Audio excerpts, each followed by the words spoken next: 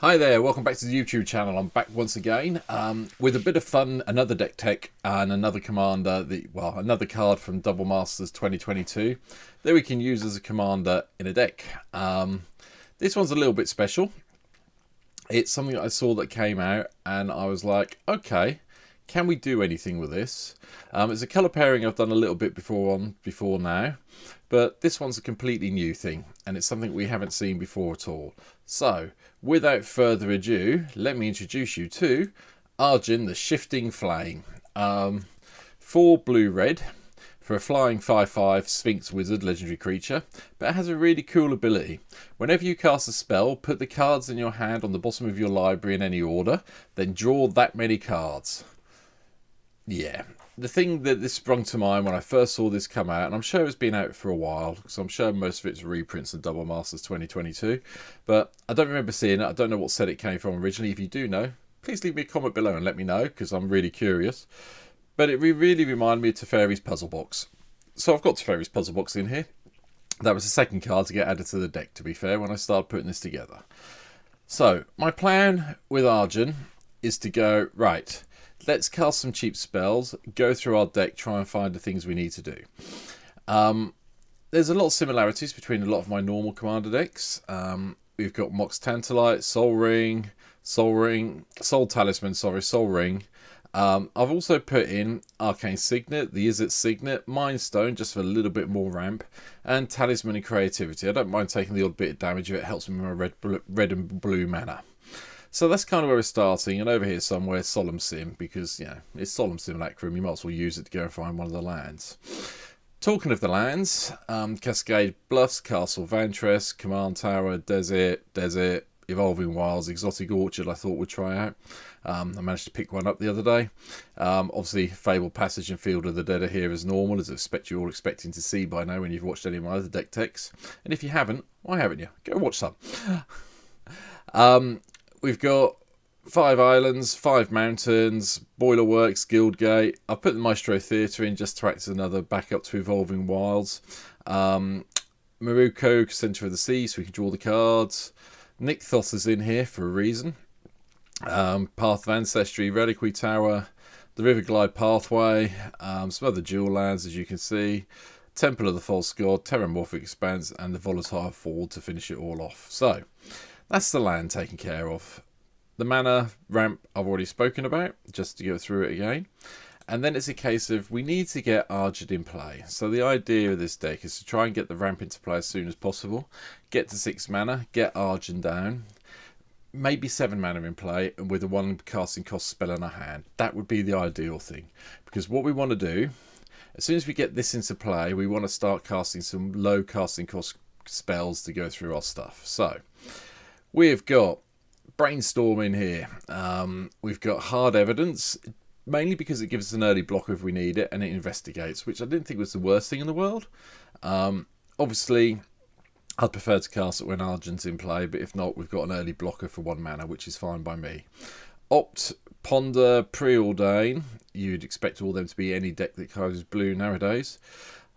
Secrets of the Key. Okay, Investigates doesn't do a lot, but it's a 1 casting cost, so I've put it in for that. And Serum Vision's the other card you expect to see. In addition to this, we've got Elixir of Immortality, so we can shuffle everything back into our library if we need to. And that's kind of the 1 drops. The 2 drops start with Baral, Chief of Compliance. We've got a lot of instants and sorceries in this deck. This is going to reduce the costs down a little bit. And we've got a couple of counter spells, so, you know, it might help with the second ability. Cyclonic Rifts in here, purely to act as a wipe the board type effect. Bounce everything back to our opponent's hand. Counter spells, the first of the counter spells we have. I don't really need to tell you what it does. It just says counter target spells, so we're there. Cameo the Crescent Moon to help us with our card draw, so you want to be drawing cards up, and we do have Reliquary Tower in the deck as well, so we haven't got to worry about discarding down to hand size. Mana Drain's the only other counter spell, but hopefully we'll use this a little bit later in the game to get that mana bump that we might need to do some things later on. I've included Humble Defector, just so we get a bit more card draw. It's a bit of fun, share things around. It's a bit more chaotic for the game. Not too chaotic, but a bit more chaotic. Oath of Chandra as a little bit of removal, and we do have some Planeswalkers in the deck, so hopefully this will trigger a couple of times. Improbable Alliance from Throne of Eldraine's in here. We like this. We could hopefully be drawing a couple of extra cards, and having a couple of chumpy fairy blockers wouldn't be the worst thing in the world. To go with that, we've got Nivix Guild Mage, because we can pay 3 and loot, basically. Or, pay 4, then copy a target or instant or sorcery we control, which could be useful in the long run. The other bit of card draw we've got in the deck's Howling Mine. You might see me roll over it a minute ago. We like the extra card draw. It also means if we've got this in play and this in play, this triggers because we get the second card draw. Obviously, we can also sack Mycen if we want to get it as well. Oath of Jace is in here. We get to draw 3. It obviously triggers the improbable, and discard a couple, and then we get to scry, where X is the number of planeswalkers we've got, and we'll get to the planeswalkers in a second.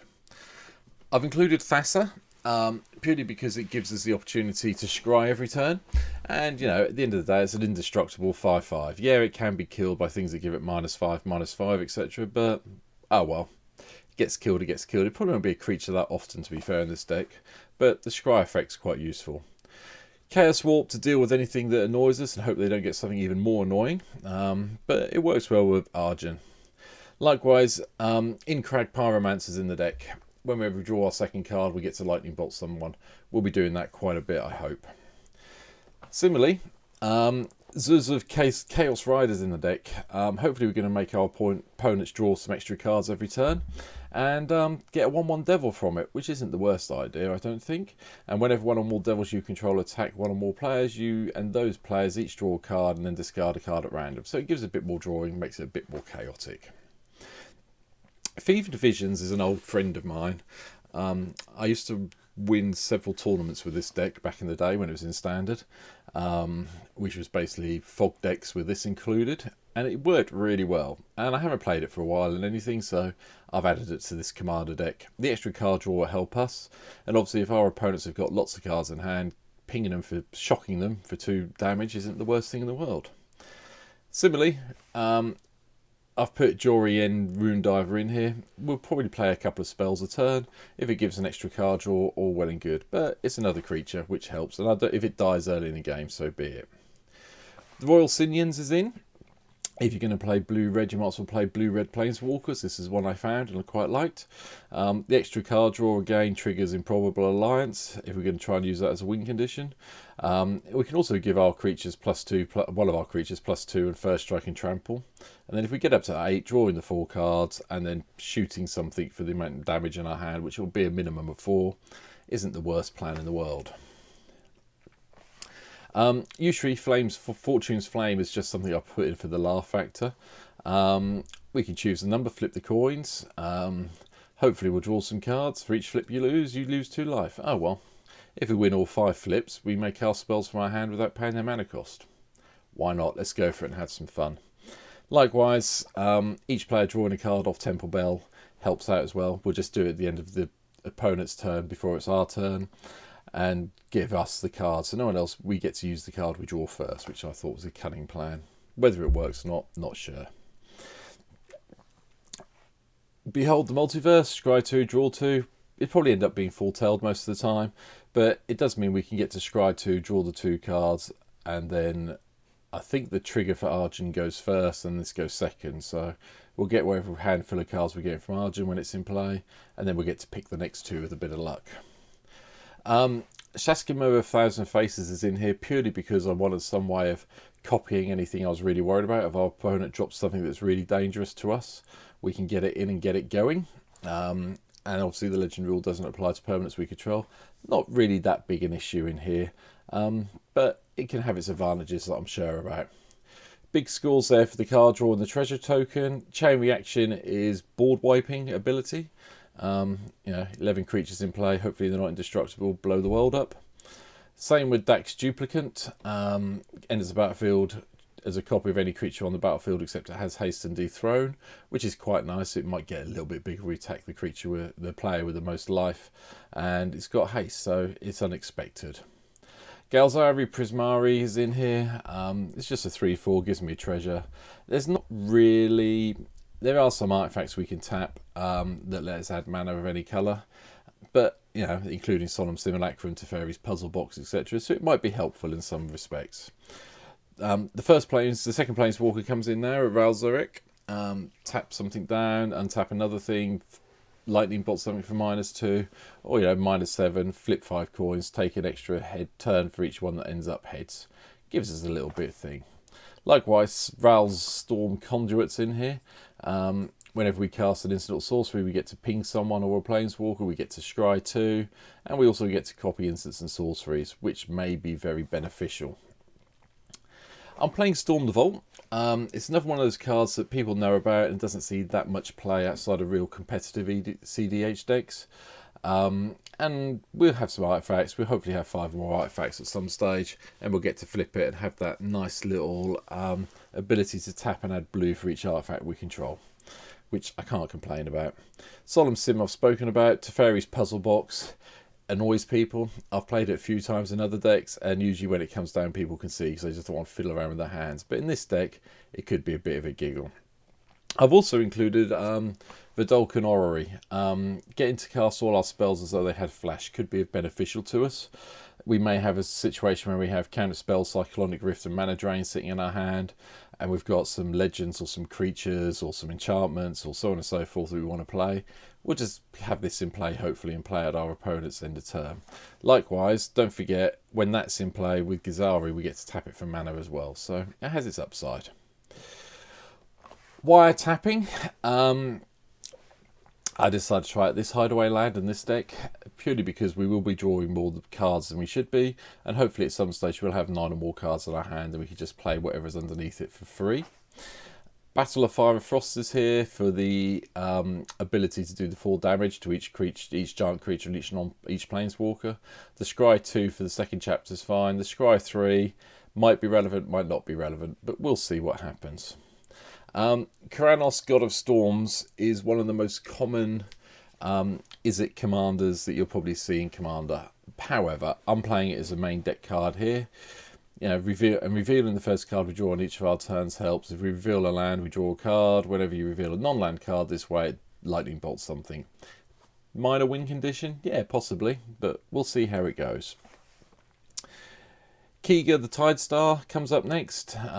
If it dies, we gain control of target creature. Fine by me. We'll nick something from our opponent. Consecrated Sphinx, so we can draw more cards than we need to, which obviously really helps with some of the other things we have going on. Puzzle Box putting 9 cards back, so on and so forth, or triggering it off our wherever it's gone, wiretapping. There you go. Could be helpful. I put Sunbird's Invocation in. Not really sure why. I figured it might be a bit of fun in this deck. If we can start casting sort of like 5-6 mana spells, we might get some of the cheaper stuff into play this way. Saves us a bit of mana, so let's have a go with it. Likewise, Arcane Bombardment's in here. We do have instants, we do have sorceries. Let's see if we can make him come back a couple of times. Inferno of the Star Mounts is purely because I wanted some way of potentially winning. We can pump this up quite a lot. It's one of the reasons we do have Nykthos in here. Hopefully we'll get to a point where we can activate Nykthos and build this up. I'd love it to become a 20 power creature and just zap something for 20. Haven't done it in any games I've played, either on here or in real life so far. So hopefully we might see that happen when I play this deck. 1000 Year Storm is here purely because of the whole instance of sorcery things. Get a few more extra copies could be useful. Like Chaoswarped, like Opt, Ponder, Preordained, Serum Visions. I thought it'd be quite a good laugh. Give it a try out in here. And then I went into all 3 versions of Niv Mizzet, who are in Izzet colours. So we've got the Draco Genius, we've got the Firemind, and we've got the Parent. Why not? If you're going to play this colour, I want to play something at the top end. These are the top end. Agent of Treachery. I know I've talked about it in one of the other decks I've posted this week. If you haven't seen it, go and check out the Rune deck. Not sure we're going to be able to... We're not blinking this in and out. We're just going to use this to get the most annoying thing our opponents have. It's possible that this could die. We could recycle it, cast it again. But I'm not overly hopeful. But we'll see what happens. But getting hold of something that's annoying us isn't the worst idea in the world. The final 2 cards in the deck. Mass Manipulation. Again, hopefully we'll get there, get a lot of mana in play, be able to use Nykthos to power up the XX ability and just go and nick some stuff from opponents. And finally, Crackle with Power. Yeah. It's a silly card. For 5 mana, it deals 5 damage to one target, and then it goes up from there. So if we go 2, 2, and 2, so X is 2, we get 6, and basically 5 times 2 is 10. It gets out of hand very quickly. It's a win card, basically. Hopefully we'll be able to pump this up, get maybe 3, 6, 9. If we get 11 mana in play, we're pretty much winning the game at that stage. But I thought we'd give it a go and have a laugh with it. So that's the deck. It's a bit... Is it the same as many other Izzet decks? Yeah, it is. I'm not going to hide from the fact that there's a lot of similarities with some of the other things I've done with Izzet. But at the same time, I wanted to try this out. It's a new commander that I've never played before. It's very happy that it's been reprinted in Double Masters 2022.